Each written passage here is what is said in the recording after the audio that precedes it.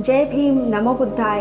Doctor Baba Saheb Ambedkar द्वारा लिखित ग्रंथ बुद्ध और उनका धम्म का दूसरा भाग जो खंड 1 से है, आज हम उसका पठन करेंगे।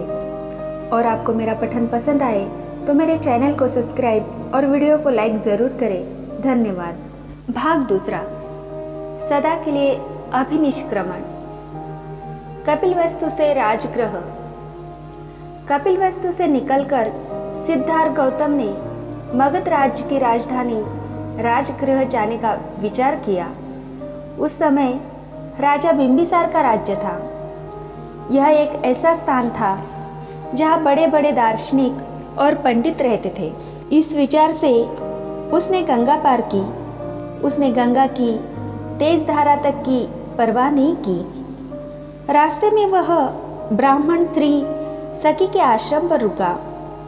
इसके बाद पद्मा नाम की एक दूसरी ब्राह्मणी श्री के आश्रम पर रुका और तब रेवत नाम के ब्राह्मण ऋषि के आश्रम पर। सभी ने उसका आतिथ्य किया। उसका व्यक्तित्व, उसकी तेजस्विता और उसका अनुपम सौंदर्य ऐसा था कि उस प्रदेश के सभी लोगों को आश्चर्य हो रहा था कि उसने सन्यासी के वस्त्र कैसे धारण किए हैं। उसे देखकर अन्यत्र जाता हुआ कोई वही खड़ा रह गया। वही खड़ा खड़ा कोई शीघ्रता से उसका पीछे हो लिया। जो धीरे धीरे चल रहा था वह तेजी से दौड़ने लगा और जो बैठा था वह तुरंत खड़ा हो गया। कुछ ने उसे हाथ जोड़कर नमस्कार किया, कुछ ने सिर झुकाकर आदर प्रदर्शित किया, कुछ ने उसे प्रिय वचनों से संबोधित किया। कोई एक भी ऐसा नहीं था जिसने उसके प्रति अपना आदर का भाव न दिखाया हो। जो रंग बिरंगे कपड़े पहने थे उन्हें उसे देखकर संकोच हुआ। जो व्यर्थ प्रलाप कर रहे थे वे चुप हो गए। कोई भी ऐसा न था जो व्यर्थ के संकल्प विकल्प में लगा रहा हो। उसकी भौहें, उसका माथा, उसका मुंह, उसका शरीर, उसका हाथ, उसके पांव, उसकी चाल, उसके शरीर का किसी ने कोई भी अंग देखा वह मंत्रमुग्ध की तरह खड़ा रह गया। बड़ी लंबी और कठिन यात्रा के बाद गौतम राजगृह पहुँचे, जो कि 5 पहाड़ियों से घिरी हुई थी, जो कि पर्वतों से सम्यक सुरक्षित और अलंकृत थी और जहाँ चारों ओर मंगलकारी पवित्र स्थान थे। राजगृह पहुंचकर उसने वहां पांडव पर्वत के नीचे एक जगह चुनी और वहां अपने रहने के लिए पत्तों की एक छोटी सी झोपड़ी बना ली। कपिलवस्तु से राजगृह पैदल चलकर कोई 400 मील की दूरी पर है। सिद्धार्थ गौतम ने यह सारी यात्रा पैदल की। राजा बिंबिसार और उसका परामर्श। दूसरे दिन वह उठा और उसने भिक्षा पात्र हाथ में ले भिक्षाटन के लिए नगर में जाने की तैयारी की। उसके इर्द गिर्द बड़ी भीड़ इकट्ठी हो गई। मगध नरेश श्रेणेय बिंबिसार ने अपने महल के बाहर लोगों का जमघट देखा। उसने कारण जानना चाहा। एक दरबारी ने उसे इस प्रकार कारण बताया, जिसके बारे में ब्राह्मणों ने भविष्यवाणी की थी कि या तो यह बुद्ध होगा या चक्रवर्ती राजा होगा। यह वही शक के पुत्र है जो अब सन्यासी हो गया है।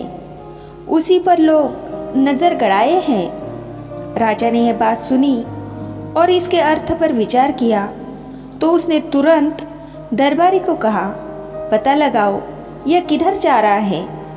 दरबारी आज्ञा पाकर राजकुमार के पीछे पीछे चला।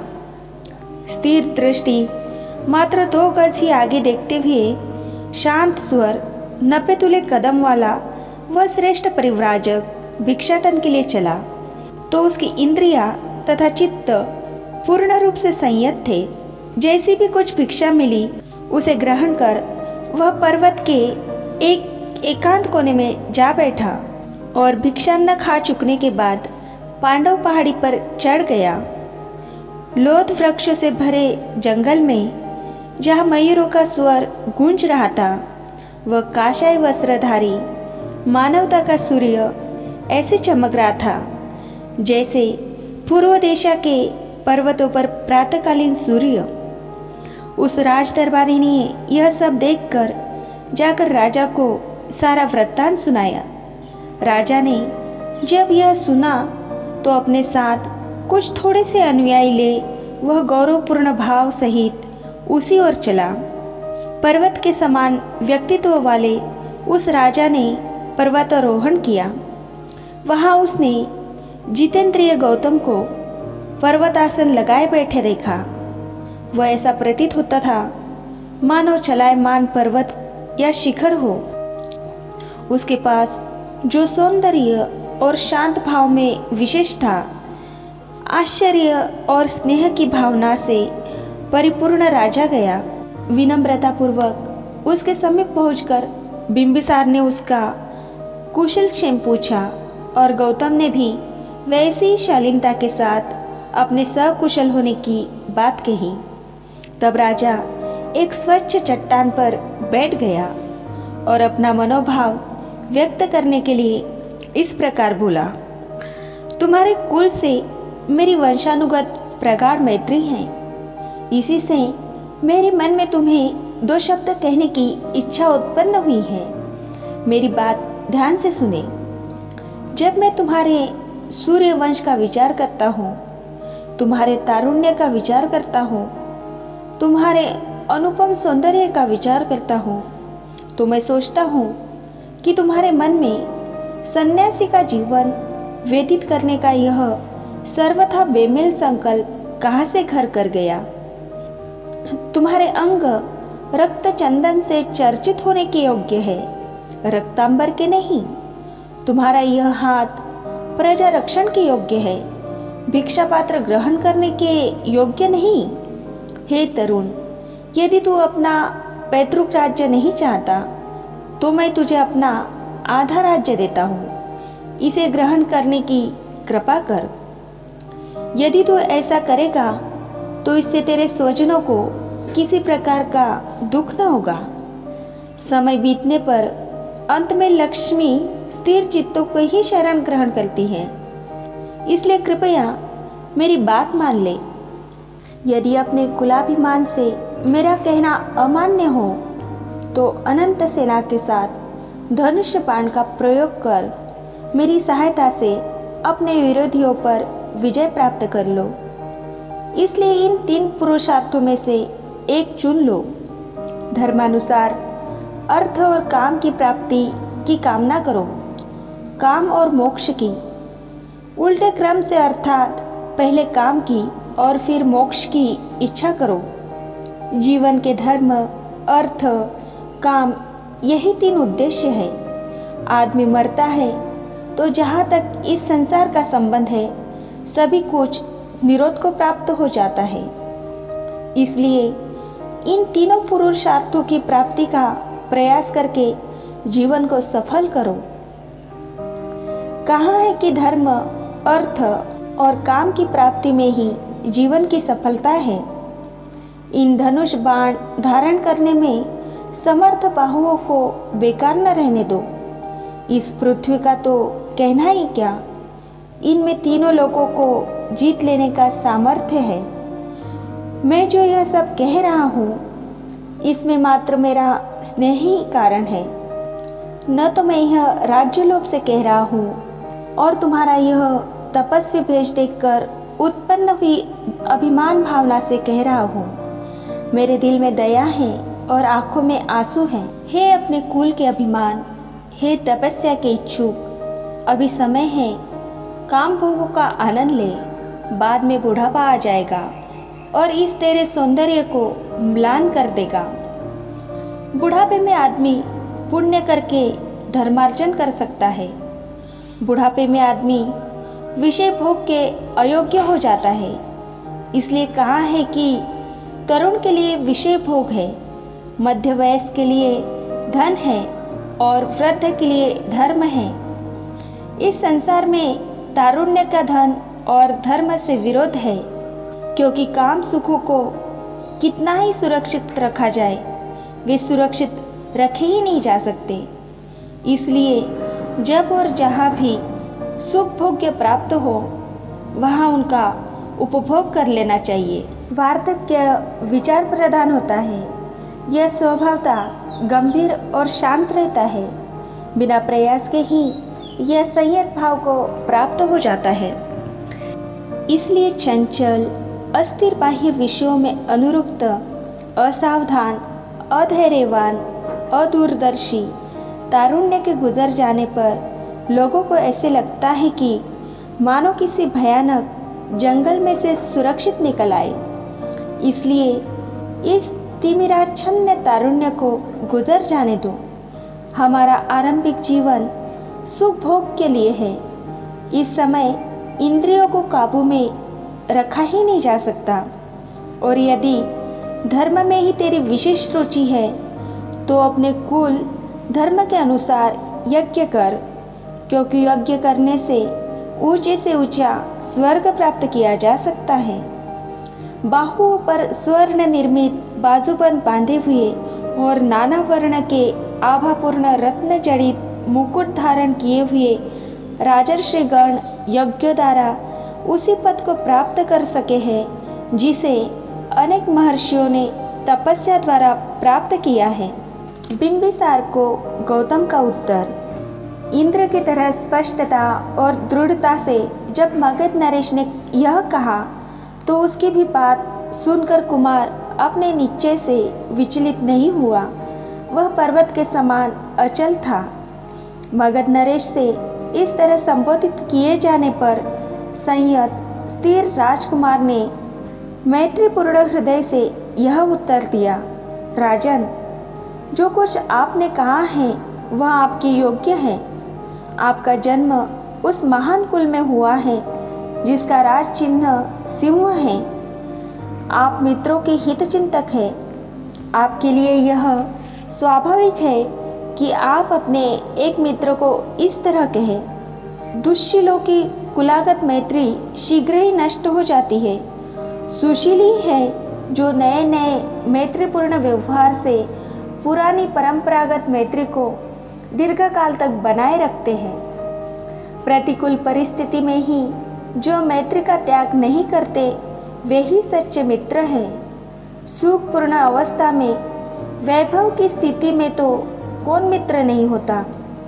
संपत्ति प्राप्त होने पर अपने मित्रों के लिए तथा धर्म के निमित्त जो उसका उपयोग करते हैं उन्हीं की संपत्ति सार्थक है। जब इसका विनाश भी होता है तब भी यह दुखजनक नहीं सिद्ध होती। हे राजन, आपने जो कुछ भी मेरे बारे में कहा वह आपके औदार्य और मैत्री का ही परिणाम है। मैं भी मैत्रीपूर्ण ढंग से ही आपका समाधान करने का प्रयास करूँगा। मुझे न सांपों से ही उतना भय लगता है और न आकाश से गिरने वाले वज्र से ही उतना भय लगता है, न वायु के झोंकों से प्रेरित आग के शैलों से ही इतना भय लगता है जितना भय इन इंद्रियों के विषयों से लगता है। यह अस्थिर विषय हमारे सुख और संपत्ति के विनाशक है, जो संसार में अंततः शून्य और माया के सदृश है। आशा काल में ही आदमी के चित्त को चंचल कर देते हैं। जब वे उसे ग्रस लेते हैं तब तो इनका कहना ही क्या। मर्त्य लोक तो क्या, दिव्य लोक में भी विषयानुरक्त को संतोष और सुख प्राप्त नहीं होता। जिस प्रकार ईंधन से वायु प्रेरित आग की भी तुष्टि नहीं होती, उसी प्रकार विषयों की कामना रखने वाले की भी प्यास कभी नहीं बुझती। विषयों से बढ़कर संसार में विपत्ति नहीं है। अविद्या में ग्रसे रहने के कारण ही लोग उनमें अनुरक्त होते हैं। एक बार विषयों से भयभीत हो जाने पर कौन बुद्धिमान फिर उनकी कामना करेगा। समुद्र से घिरी सारी पृथ्वी जीत लेने पर भी राजा लोग समुद्र के दूसरी ओर विजयी होने की कामना करते हैं। जिस प्रकार अपने में गिरने वाली नदियों से समुद्र अतृप्त ही रहता है, उसी प्रकार आदमी की भी कभी विषयों से तृप्ति नहीं होती। आकाश से स्वर्ण वर्षा होने पर भी, चारों समुद्रों को जीत लेने पर भी, शक्र का आधा राज्य हस्तगत हो जाने पर भी राजा मानधता विषयों में अतृप्त ही रहता है। जब इंद्र ने व्रत के भय के मारे अपने आप को छिपा लिया था, उस समय नहुष स्वर्ग लोक का सुख भोग कर भी अहंकार के वशीभूत हो ऋषियों से अपनी पालकी उठवाकर भी विषयों में अतृप्त ही रहा था। इन विषय भोग नामधारी शत्रुओं का कौन स्वागत करेगा, जिन्होंने ऐसे ऋषियों पर भी काबू पा लिया जो दूसरे ही पुरुषार्थ में लगे थे, फल मूल खाकर ही गुजारा करते थे और जिनकी सांपों जैसी लंबी लंबी जटाएं थी। विषयासक्त मनुष्य के दुखों की जानकारी हो जाने पर जो संयत है, उनके लिए यही योग्य है कि वे विषयों के पास न भटके। विषयासक्त मनुष्यों के लिए विषय संबंधी सफलता भी एक विपत्ति ही है, क्योंकि इच्छित विषय की प्राप्ति होने पर वह उससे मदमत्त हो जाने पर जो नहीं करना चाहिए वह करता है और जो करना चाहिए वह नहीं करता, और इससे आहत होकर वह भयानक दुखों को प्राप्त होता है। ये काम विषय जो बड़े ही प्रयास से सुरक्षित रखे जाते हैं, जो विषयों की वंचना के अनंतर जहाँ से आते हैं वहाँ लौट जाते हैं, थोड़ी देर के लिए ऋण लिए जैसे ही होते हैं। कौन बुद्धिमान संयत आदमी इनमें आनंद मनाएगा। ये काम विषय उल्का के समान हैं, इनके पीछे पड़ने पर ये पिपासा में वृद्धि का कारण होते हैं। कौन बुद्धिमान संयत आदमी इन्हें प्राप्त कर संतुष्ट होगा। ये काम विषय फेंके हुए मांस के समान हैं, जो राजाओं से लेकर सभी के दुख का कारण होते हैं। कौन बुद्धिमान संयत आदमी इन्हें प्राप्त कर संतुष्ट होगा। ये काम विषय इंद्रियों की तरह नाशवान है, जो भी इनमें रमण करता है ये उसके लिए विपत्तिजनक ही होते हैं। कौन बुद्धिमान संयत आदमी इन्हें प्राप्त कर संतुष्ट होगा।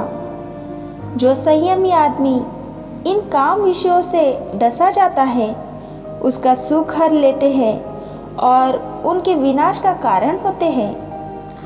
ये एक क्रुद्ध निर्दय सर्प के समान है। कौन बुद्धिमान संयत आदमी इन्हें प्राप्त कर संतुष्ट होगा। जिन काम विषयों को भोगने से भी वैसी तृप्ति नहीं होती जैसे एक कुत्ते की हड्डी चाटने से, जो सूखी हड्डियों के पंजर के समान है। कौन बुद्धिमान संयत आदमी इन्हें प्राप्त कर संतुष्ट होगा। जो दरिद्र कामांत है, जो विषयाशा का दास है, वह इसी संसार में मृत्यु दुख का अधिकारी है। गीतों के कारण हिरण विनाश को प्राप्त होते हैं। दीपक की चमक के कारण पतंगे आग में जल भूनकर जान गंवाते हैं।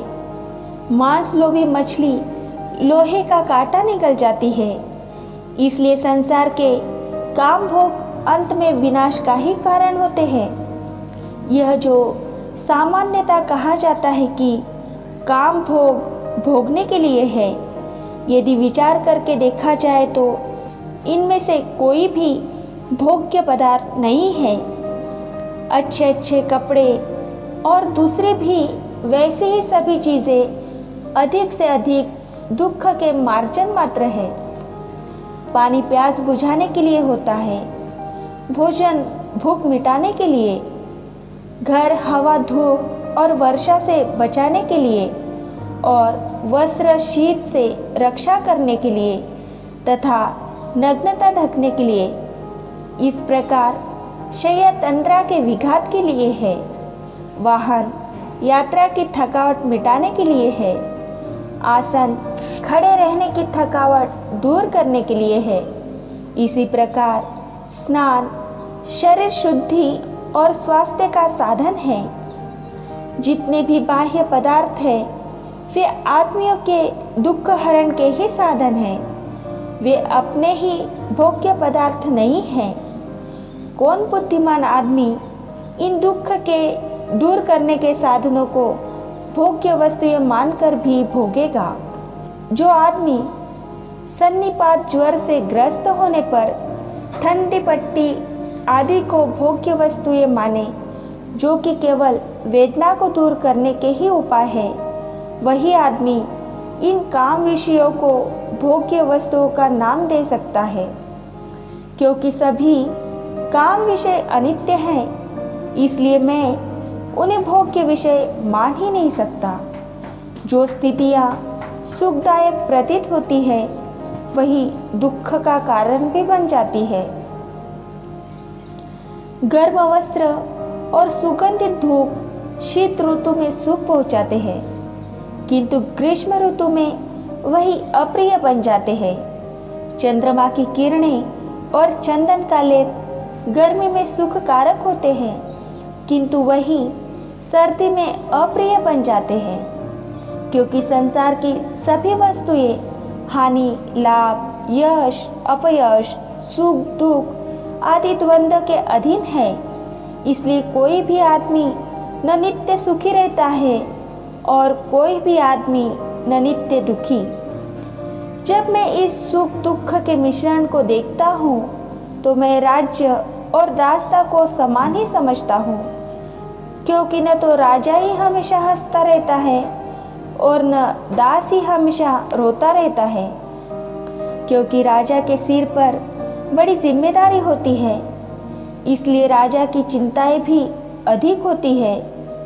क्योंकि राजा तो कपड़े टांगने की खूंटी के समान होता है, उसे दूसरों के लिए कष्ट सहन करना पड़ता है। जो राजा अपने राज्य पर अत्यधिक निर्भर करता है, वह अभागा ही है, जो कि उसे एक न एक दिन त्याग देने वाला है और जिसे वक्र गति ही प्रिय है। दूसरी ओर यदि राजा राजाश्रित नहीं है, तो ऐसे कायर नरेश को सुख ही क्या हो सकता है। और क्योंकि सारी पृथ्वी का राज्य जीत लेने पर भी राजा एक ही नगरी में रह सकता है और उसमें भी केवल एक ही महल में सो सकता है, बाकी सब कुछ क्या दूसरों के लिए ही नहीं है? और राजा को भी एक जोड़ा कपड़ा ही लगता है और भूख मिटाने के लिए थोड़ा भोजन अपेक्षित होता है। इसी प्रकार एक शैया और एक आसन की ही आवश्यकता होती है, शेष सब तो मत के लिए ही है। यदि इन सब वस्तुओं का उपयोग आदमी का संतोषी है, तो मैं बिना राज्य के भी संतुष्ट हूँ। और यदि कोई इनके बिना ही संतुष्ट है, तो क्या ये सब बेकार नहीं है? जो मंगलकारी पद का पथिक है, उसे काम भोगों का प्रलोभन देना योग्य नहीं है। उस मैत्री का जिसकी आपने घोषणा की है, ध्यान करके मैं आपसे बार बार पूछता हूँ कि आप मुझे बताएं कि क्या विषयों में कुछ भी सार है? मैंने रोष में आकर गृह त्याग नहीं किया है, और न इसलिए कि शत्रु के बाणों ने मेरे मुकुट को गिरा दिया है, और न मेरी कोई दूसरी फल आकांक्षा ही है जिसके कारण मैं आपके प्रस्ताव का स्वागत नहीं कर रहा हूँ। जो कोई किसी भयानक क्रुद्ध सर्प से एक बार बचकर फिर उसी को प्राप्त करने की इच्छा करे, जो तेज चलती हुई त्रसाग्नि से एक बार बचकर फिर उसी में पड़ने की इच्छा करे, वही एक बार इन काम विषयों से बचकर फिर उन्हीं में फंसने की इच्छा कर सकता है। जो भली प्रकार देखता हुआ भी किसी अंधे से ईर्ष्या करे, जो मुक्त होता हुआ भी किसी बंधे हुए से ईर्ष्या करे, जो धनी होकर भी किसी दरिद्र से ईर्ष्या करे, जो स्वस्थ चित्त होकर भी किसी पागल से ईर्ष्या करे। मैं कहता हूँ कि केवल ऐसा ही कोई किसी विषयासक्त से ईर्ष्या कर सकता है।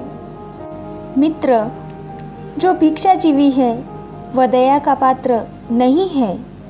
उसे इस लोक में परम सुख प्राप्त है, शांति प्राप्त है और आगे के लिए भी उसके सब दुखों का अंत हो गया है।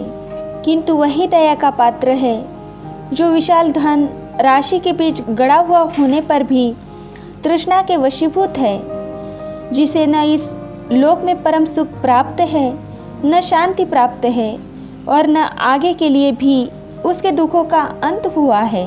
जो कुछ तुमने मुझसे कहा है वो तुम्हारे शील, तुम्हारी जीवनचर्या और तुम्हारे कुल के अनुरूप है, किंतु अपने निश्चय पर दृढ़ रहना मेरे भी शील, मेरे भी जीवनचर्या, मेरे भी कुल के अनुरूप है। गौतम का उत्तर समाप्त। मैं इस संसार के कलह से आहत हूँ, मैं शांति की खोज में हूँ। मैं इस दुख का अंत करने के बदले में इस पृथ्वी का राज्य तो क्या, दिव्य लोक का राज्य भी न चाहूँगा।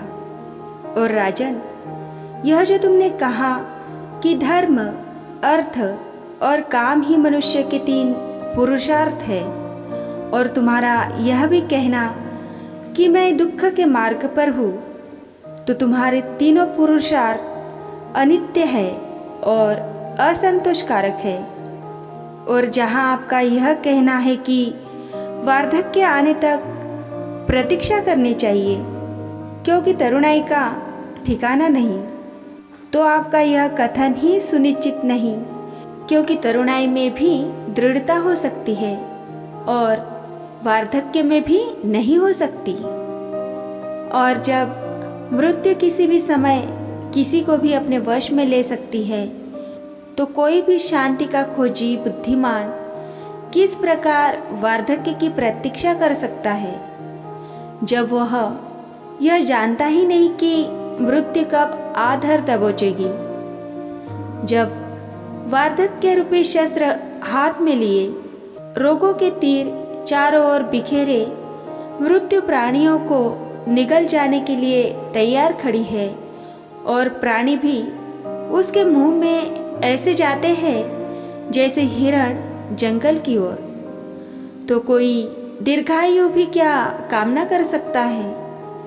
चाहे तरुण हो, चाहे वृद्ध हो और चाहे लड़का हो, हर किसी के लिए यही योग्य है कि वह करुणा के धार्मिक पथ पर अग्रसर हो।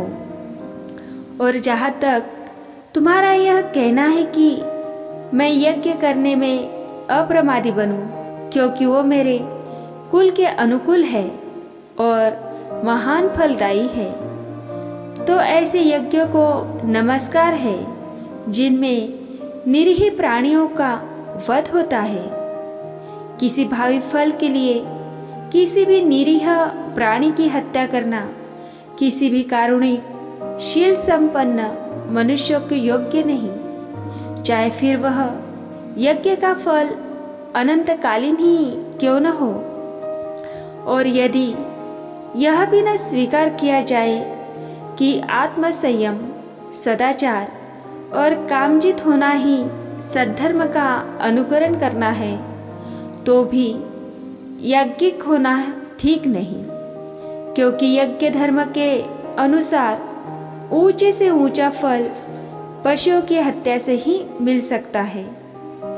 दूसरों को दुख देकर इसी जन्म में जो सुख आदमी को प्राप्त होता है, वही जब कारुणिक बुद्धिमान पुरुष के लिए काम में नहीं, तो फिर किसी अदृश्य दूसरे लोक में जो सुख मिलने की बात कही जाती है, उसके बारे में तो कहना ही क्या।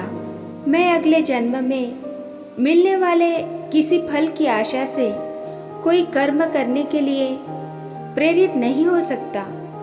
हे राजन, मेरे मन को भावी जन्मों की कल्पना में सुख नहीं मिलता, क्योंकि ऐसे कर्मों की दिशा उसी तरह अनिश्चित और अस्थिर है जैसे बादलों से गिरी वर्षा से प्रताड़ित किसी पौधे की दशा। राजा ने हाथ जोड़कर कहा, बिना बाधा के आपका उद्देश्य सफल हो।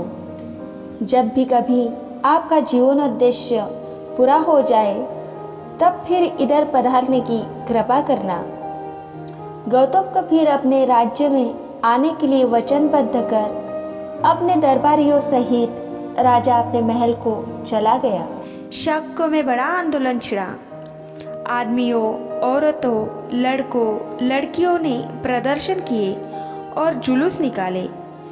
वे नारे लगा रहे थे कि कोलीय और शाक्य भाई भाई है, भाई का भाई के विरुद्ध शस्त्र उठाना अनुचित है, गौतम के जलावतन हो जाने को याद करो इत्यादि। आंदोलन का यह परिणाम हुआ कि शाक्य संघों को एक सभा बुलाकर पुनः अपने निर्णय पर विचार करना पड़ा। इस समय बहुमत कोलियों से समझौता कर लेने के पक्ष में था। शाक्य संघ ने 5 जनों को अपना दूत चुना और उन्हें यह काम सौंपा गया कि वे कोलियों के साथ संधि वार्ता चलाए। जब कोलियों को इसका पता लगा वे बड़े प्रसन्न हुए। उन्होंने भी अपने में से 5 जन चुने जो शाक्यों के दूतों के साथ संधि वार्ता चलाए। दोनों ओर के दूत आपस में मिले और दोनों ने तय किया कि एक स्थायी पंचायत की नियुक्ति की जाए और रोहिणी के जल को लेकर कभी भी यदि कोई झगड़ा हो तो इस पंचायत के सामने ही रखा जाए और पंचायत का निर्णय मान्य किया जाए। इस प्रकार युद्ध का खतरा सदा के लिए शांत हो गया। जो कुछ कपिलवस्तु में हुआ था उससे गौतम को सूचित करने के अनंतर परिव्राजकों ने कहा, अब तुम्हारे लिए परिव्राजक बने रहने की कोई आवश्यकता नहीं। अब तुम अपने परिवार के लोगों के पास वापस जा सकते हो। सिद्धार्थ का उत्तर था, इस शुभ समाचार से मुझे प्रसन्नता हुई है। यह मेरी विजय है, लेकिन मैं वापस घर नहीं जाऊंगा। मुझे नहीं जाना चाहिए। मुझे परिव्राजक ही बने रहना चाहिए। गौतम ने उन 5 परिव्राजकों से पूछा, तुम्हारा क्या कार्यक्रम है? उनका उत्तर था, हमने तपस्या करने का निश्चय किया है। तुम भी क्यों हमारे साथ शामिल नहीं होते? सिद्धार्थ ने कहा, शनै शनै, पहले मुझे दूसरे पथों की परीक्षा करनी है। तब 5 परिव्राजक चले गए। समस्या की नई पृष्ठभूमि। 5 परिव्राजकों द्वारा लाए गए इस समाचार ने कि शाक्यों और कोलियों में युद्ध का होना रुक गया था, गौतम को बड़ा बेचैन बना दिया। अकेले होने पर वह बड़ी गंभीरता से सोचने लगा कि क्या अब भी परिव्राजक बने रहने का उसके लिए कोई उचित कारण रह गया है।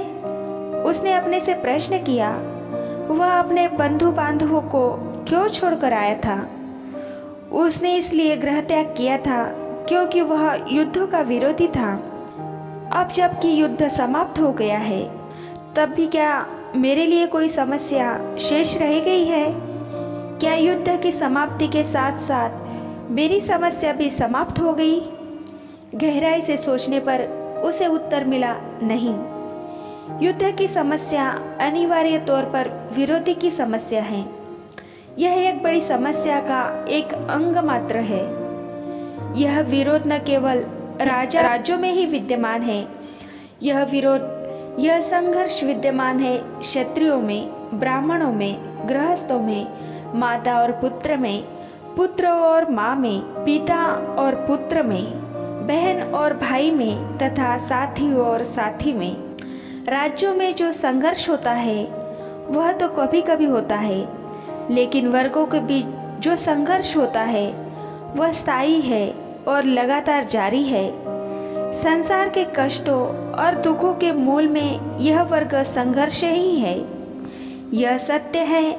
मैंने युद्ध के कारण ही गृह त्याग किया था, लेकिन शाक्यों और कोलियों का युद्ध समाप्त हो जाने पर भी मैं घर वापस नहीं लौट सकता। मैं देख सकता हूँ कि मेरी समस्या ने व्यापक रूप धारण कर लिया है। मुझे उस सामाजिक संघर्ष की समस्या का हल खोज निकालना है। पुराने परंपरागत दर्शनों के पास इस सामाजिक संघर्ष की समस्या का हल है या नहीं है? यदि है तो कहाँ तक? क्या हम इन सामाजिक दर्शनों में से किसी एक को भी सही मान सकते हैं? उसने हर परंपरा का, हर मत का स्वयं परीक्षण करने का निश्चय किया और इसी के साथ ही खंड 1 से दूसरे भाग का पठन समाप्त होता है। जय भीम, नमो बुद्धाय।